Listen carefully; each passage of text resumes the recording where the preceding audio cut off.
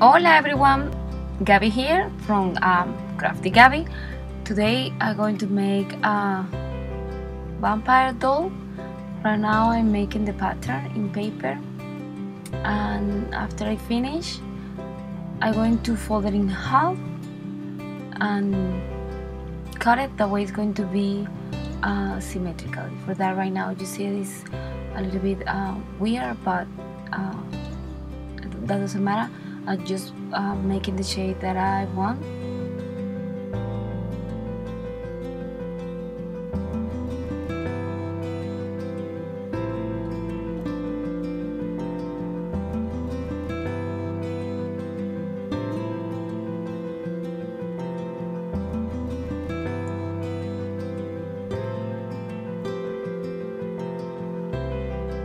I'm making the borders darker because I'm going to put this pattern under a fabric, and that way I get a good look at it when I'm tracing. I decided to make the hand a little bit longer and pointed, that way it look more freaky for monster like.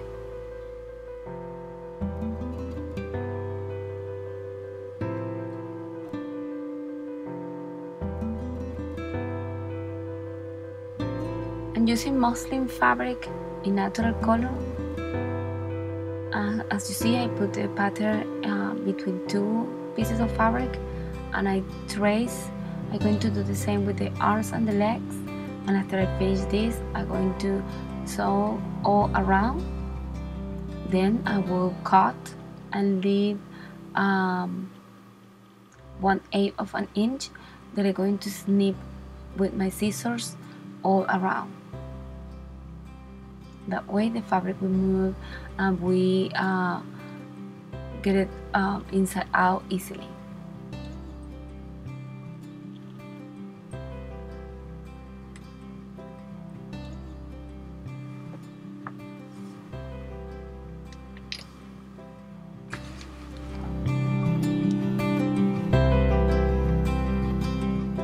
Now that I finished putting everything inside out, I'm just going to fill it up, and I'm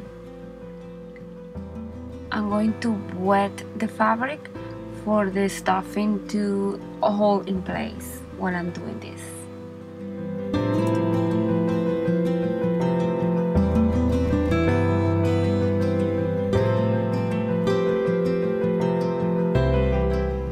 When I'm finished doing the stuffing in all 5 pieces, I'm just going to close the body and attach the arms and legs.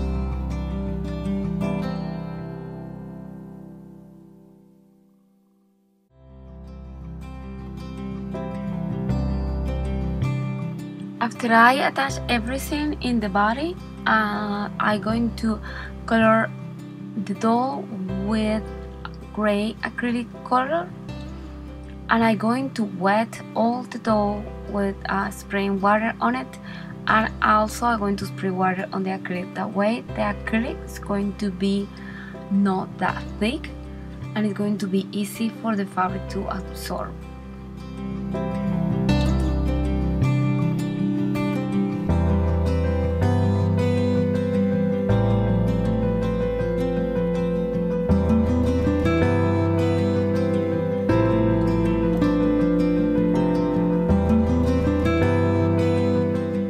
Now that I finished to color my doll in gray, I'm going to add coffee. This is instant coffee. you made it the way you make instant coffee. Is nothing special. I added to the doll to make it a little bit vintage and all primitive.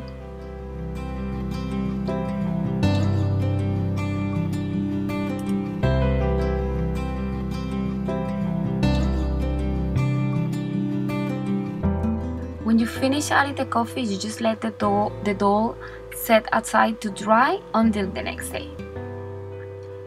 Now that we have the doll all dry, I'm going to draw the nose, mouth, hair, and eyes.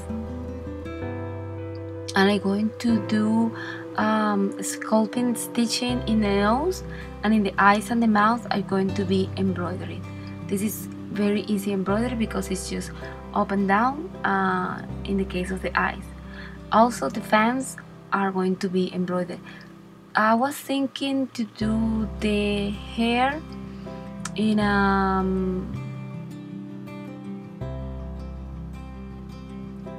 acrylic, but in the last minute I decided to do it in wool.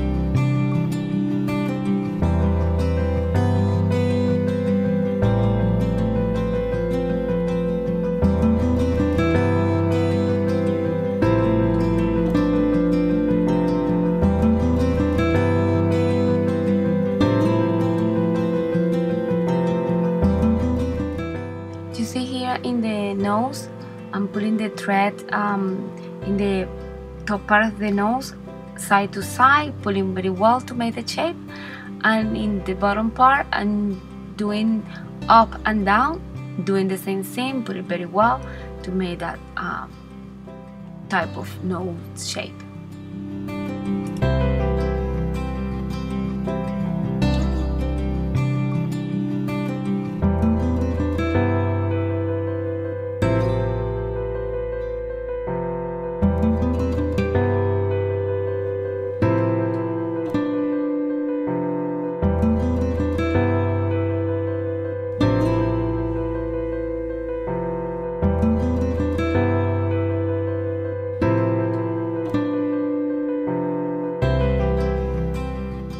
In the mouth, as you saw, I do just a little simple stitching in red, straight, and I'm going to do a border around that red stitching in black.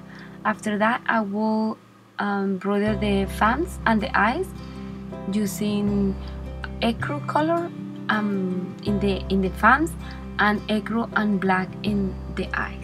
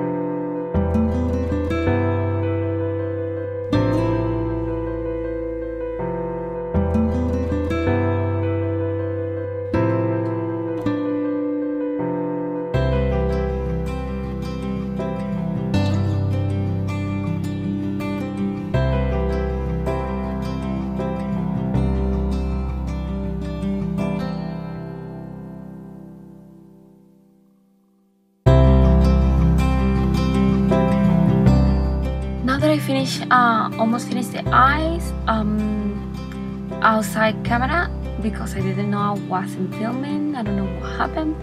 I did the eyebrows, I embroidered too, and I made the pattern of the pants and the pattern of the shirt. I also made a vampire that's going to be in his neck. I made the patterns just using the body of the doll. I put it on the paper and I traced the half of the doll, and that's the way I get the pattern for the pants and for the shirt. I sew all around in the shirt and in the pants, and I turning them inside out. Also, the vampire I sew all the way around because I'm going to snip in the back of the vampire. You will see that later on. Right now I forgot to color the shoes, make little boots on him, and I colored them in black acrylic. I did not wet it, make it softer with water because the paint will bleed into your leg. Then I dry very well, that way the paint don't contaminate the other leg, and I sang a little bit with file for the paint don't look like new. I'm using my pastel chalks to make a little bit of color in his face. I'm using dark green and black. I also am going to do dark shadows under the eyes.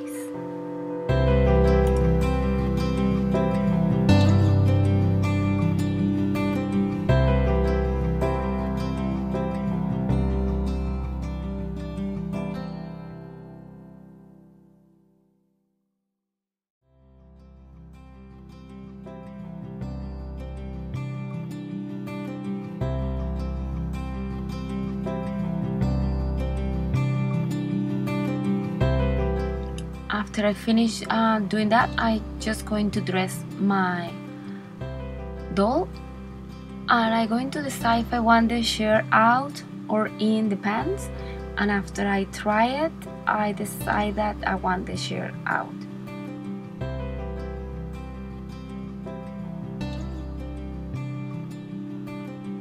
You will see here, and then I do a little bit fold to the inside in the pants, and I start doing a continuous stitching all the way around, and when I finish I'm going to pull very well that the way the pants stay on. You can also use an elastic, but I decided it's time to go just for the stitching.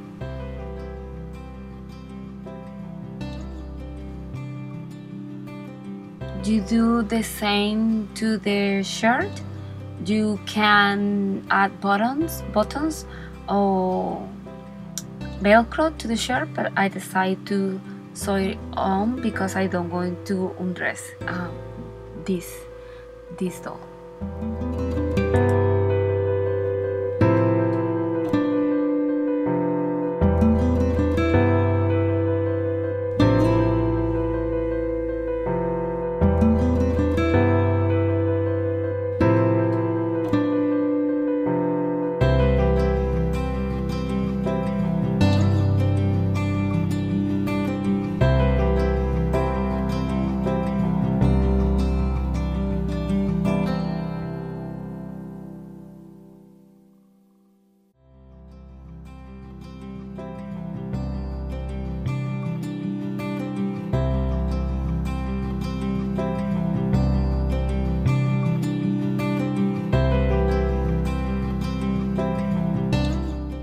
Okay, right now I'm doing the little vampire that's going to be in his neck.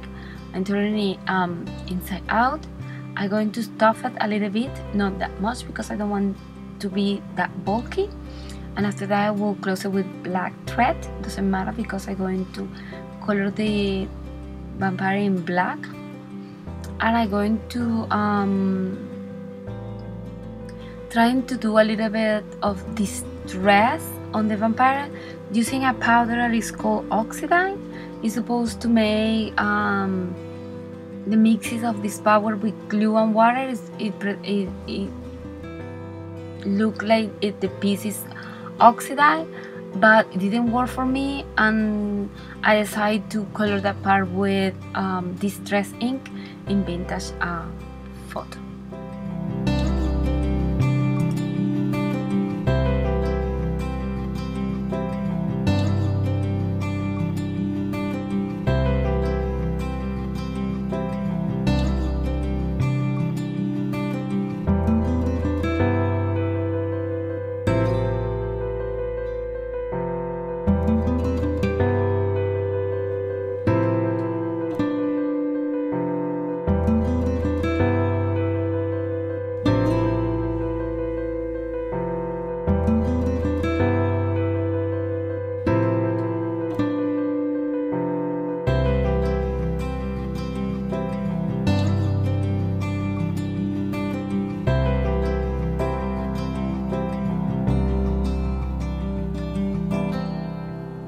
Here I'm trying different eyes to see what I like most, and I did like the red eyes made with they are with jewelry, rhinestone, black back rhinestones.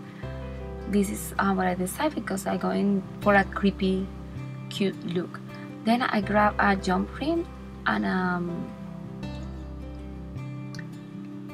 piece of a necklaces, the old necklace, made him a necklace with a vampire.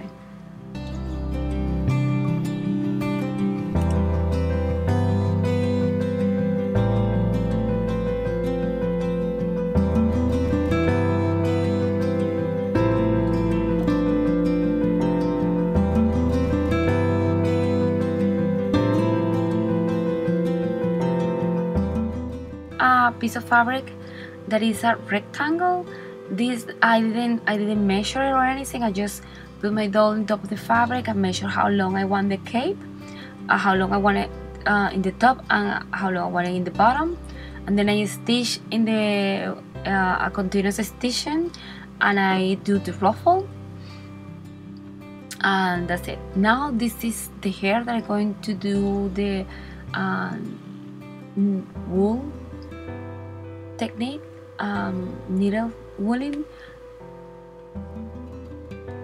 You will see it's just to press the wool to the fabric, go up and down with the needle. Because I have the shape made with pencil before, it was easy to find where I want it.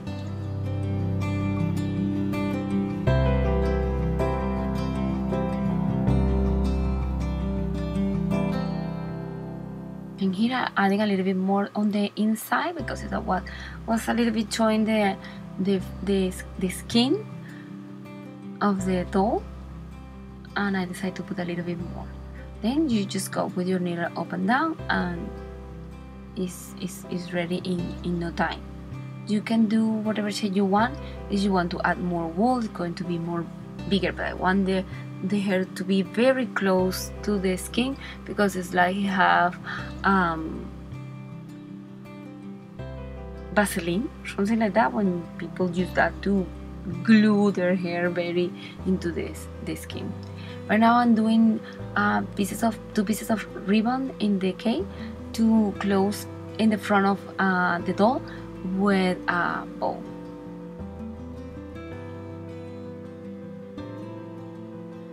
Fixing little details. Well, this is my doll for today. I hope you like it, and remember, it doesn't have to be perfect to be beautiful. Goodbye.